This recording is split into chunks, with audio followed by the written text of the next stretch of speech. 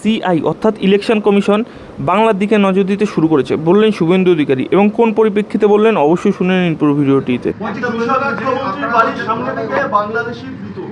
এবং এই ক্ষেত্রে দাঁড়িয়ে বাংলাদেশ করে দেওয়ার পরিকল্পনা নিচ্ছেন মুখ্যমন্ত্রী, এটা আপনারাই বারবার অভিযোগ করছেন। ঢিলছোড়া তথ্য থেকে বাংলাদেশিকে গ্রেফতার করা হয়েছে। বাংলাদেশের মধ্যে দুটো ভাগ আছে, একটা সিএতে বলা আছে ধর্মীয় উৎপীড়নের কারণে যারা আসবে তারা শরণার্থী, তাদের জন্য নরেন্দ্র মোদীজি আছে, অমিত শাহজি আছে, বিজেপি আছে, খুব ক্রিস্টাল ক্লিয়ার, তারা শরণার্থী। আরেক দল হচ্ছে রোহিঙ্গা মুসলমান, তারা আমাদের রেশন, আমাদের জমি, আমাদের অধিকার খেতে এসেছে। এরা লাভ জেহাদ, ভোট জেহাদ, ল্যান্ড জেহাদ করে। এদের সিপিএম প্রোটেকশন দিত, ছোট আকারে ছিল, এখন বটবৃক্ষ তৈরি হয়েছে 1 কোটির কাছাকাছি। এটা মমতা ব্যানার্জি দেয়, কারণ তারা একদম চিহ্নিত ভোটার, তারা কোথায় ভোট দিবে সবাই জানে।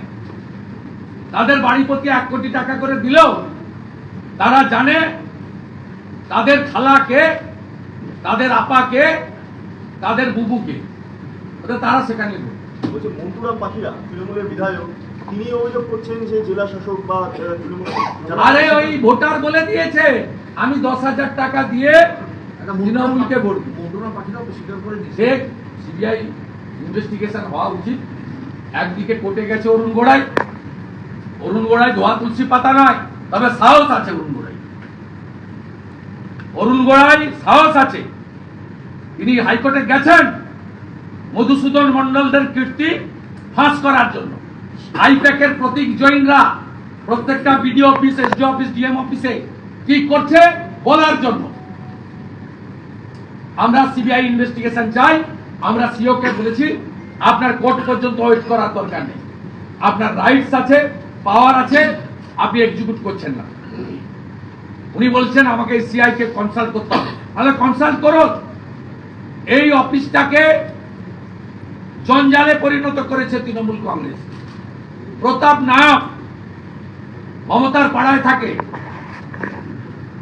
রিড অ্যান্ড রাইটে চাকরি পেয়েছে, তিনি এখানে সব ক্লার্ক, পিয়ন, অ্যাসিস্ট্যান্ট পাঠান লিস্ট করে এই অফিস। আর সৌমেন ব্যানার্জির কাছে অল পলিটিক্যাল পার্টি, মিডিয়া, এমনকি সিওর কাছে যাওয়ার আগে সৌমেন ব্যানার্জির কাছে 14 তলায় কপি পাঠিয়ে দেওয়া হয় এখানকার, যা ইসিআই পাঠায়, প্রথমে চলে যায় ওদের কাছে। অনেকটা পরিষ্কার হচ্ছে। বাকিটাও মিস্টার মনোজ আগরওয়ালকে বলেছি, আপনাকে মমতা ব্যানার্জি সিলেক্ট করেনি। মমতা ব্যানার্জি 3টে নাম পাঠিয়েছিল প্রথম, পারভেজ আহমেদ সিদ্দিকী, সঞ্জয় বনসাল, শরৎ দ্বিবেদী। তারপরে যখন বলল সিনিয়র পাঠান, তখন অনুপ আগরওয়ালের নাম পাঠালেন। আর তার নাম বলুন বরুণ রায়। 3টে নাম পাঠিয়েছিলেন, মনোজ আগরওয়ালের নাম ছিল।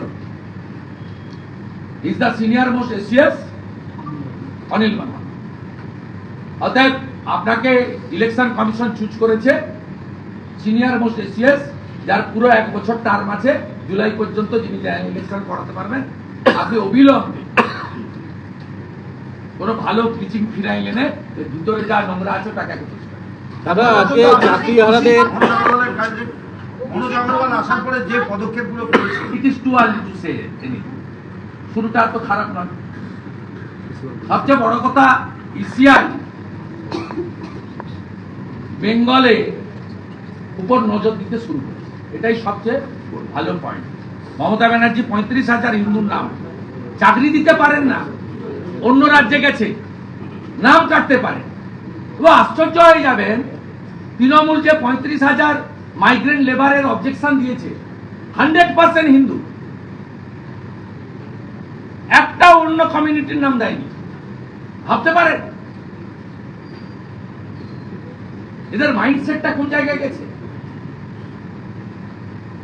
অতএব আমরা অনেক আগে থেকে ধরেছি, আমরা ছাড়বো না।